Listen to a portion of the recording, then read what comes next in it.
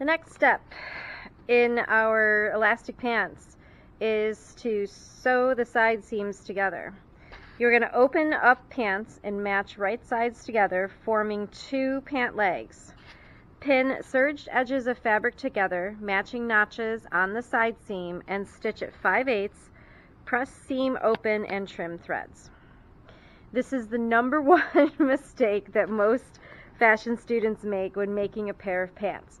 So while you're looking at what you've just sewn, you just did the crotch seam, it's a double stitch at 5/8 and then at 3/8. As you're looking at it, this is the front and this is the back. The backs are always bigger than the front because it has to go over your hips, or in layman's terms, your butt. So there needs to be more fabric in the back.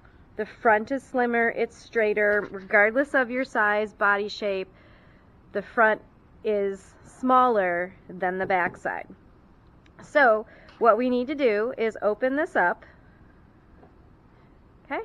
And you will also see your labels still on, front, front, back, back, and there's your pair of pants.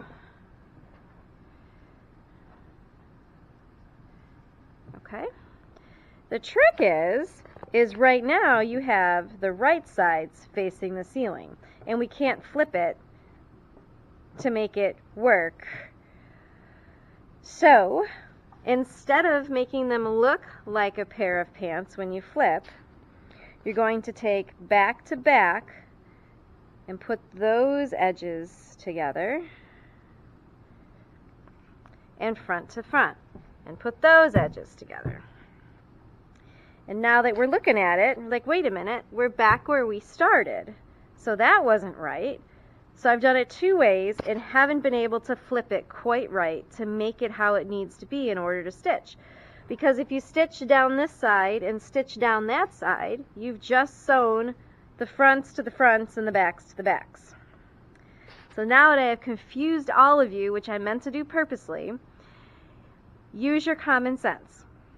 When you're lining up what to sew on the side seams, use your common sense as if these were a pair of pants turned inside out that you just took out of the dryer at home and have to, fold them, put them right sides out. So, common sense tells me that if right sides are together, then I'm going to be looking at the serged edges. Common sense tells me if I'm stitching a pant leg, I need a back pattern piece and a front pattern piece together in order to create a pant leg. Just like what I'm wearing today, I have a pair of jeans on, I have the front of my leg pattern piece and the back of my leg pattern piece. I'm not sure if you can see that from the camera. I'm really working on trying to work, an arm's distance away from me so you can see what I'm doing, but I've got short arms, so sometimes we lose what I'm pinning or what I'm stitching because my arms are short. So now that I have this folded in a way that has my serged seams facing me, ugly sides, underside, whatever you want to call them, and I have a back to a front to actually create a pant leg, now I pin them matching the stripes. Start with the notch, and this is the notch that we matched way back when we were putting these together. Inserting the pin, in my case, into the blue line, and it's coming through the blue line in the back. Always double check. When you're making something with stripes, always double check that pin is going through the stripe. Oops, a little bit off there. Because nothing screams louder than the sewer didn't know what they were doing if stripes don't match up. And some of you know who you are, will argue with me and say, well, that's what I wanted to do. I didn't want the stripes to match up. Well, that's fine on your designs, but it's not fine on this assignment. Part of your grade is dependent upon, did you match the stripes? So once you get designing for the show, and if it's in your plan to not match stripes, make sure you're telling me that up front. Don't give in to the time-consuming part of what it takes to actually match stripes up. Don't give in to that if that isn't your true intent for your fashion show line.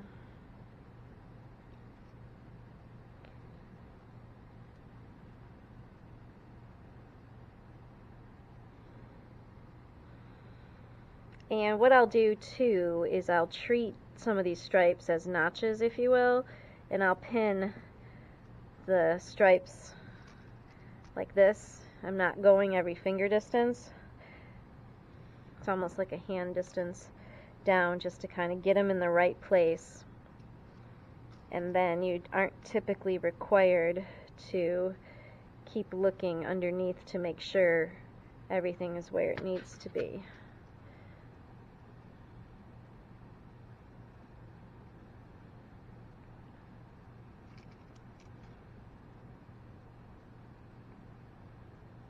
Perfect.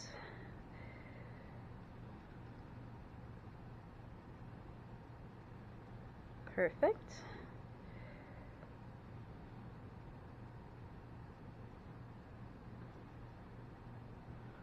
Once you spend the time and get the first few matched up, then the rest of the way everything kind of falls where it needs to go.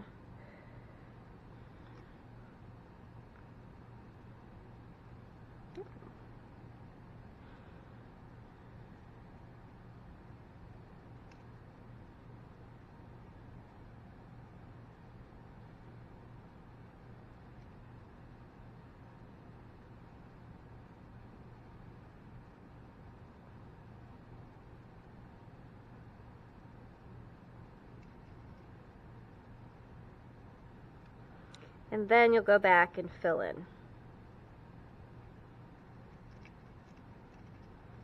Hopefully by this time in the video you started doing this on your own, meaning it's okay to have my videos playing, but that you're pinning right along with me. I don't expect you to sit and stare at the computer screen while I'm pinning a side seam for a pair of pants, if that makes sense.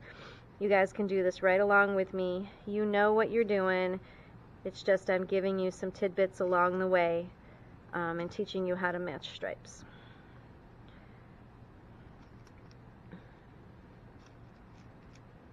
Alright, so now I'm going to take this to the machine and stitch it at 5/8.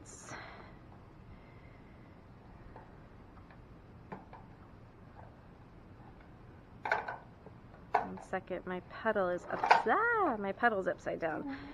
I dealt with it before, but I don't feel like dealing with it this time. Let's fix it. Fix it and make it right.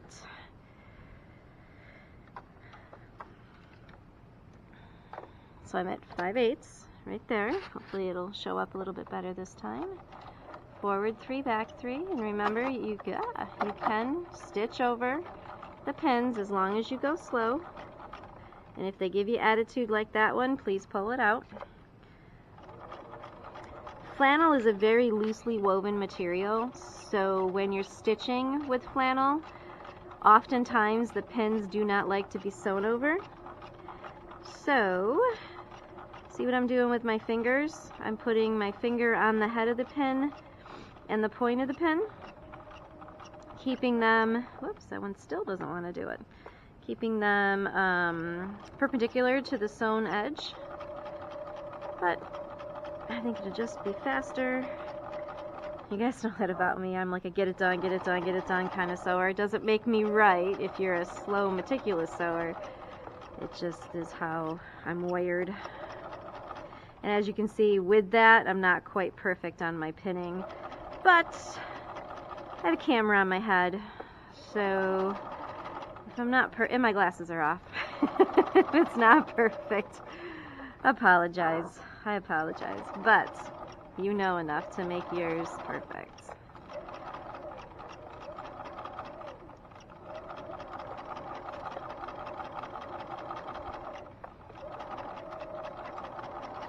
Sorry, the angle of my head gets wrong once in a while. And whoops, all the way to the end and then backstitch. Okay. Once you have that stitched and your threads trimmed,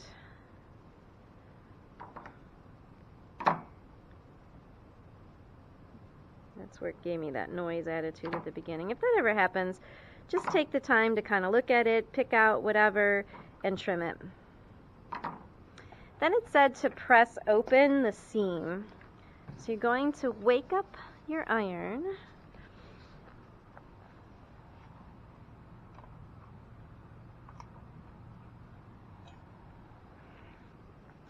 And press that seam open.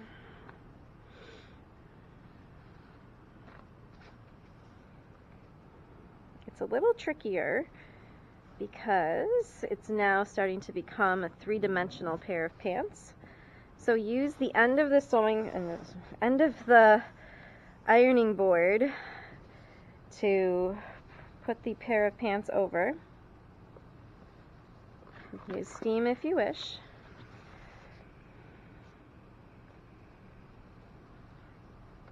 You can also fold it in a way. And remember when we learned how to press things? You take the tip of the iron, the hot part, and you just kind of directionally place the heat where you want it to go.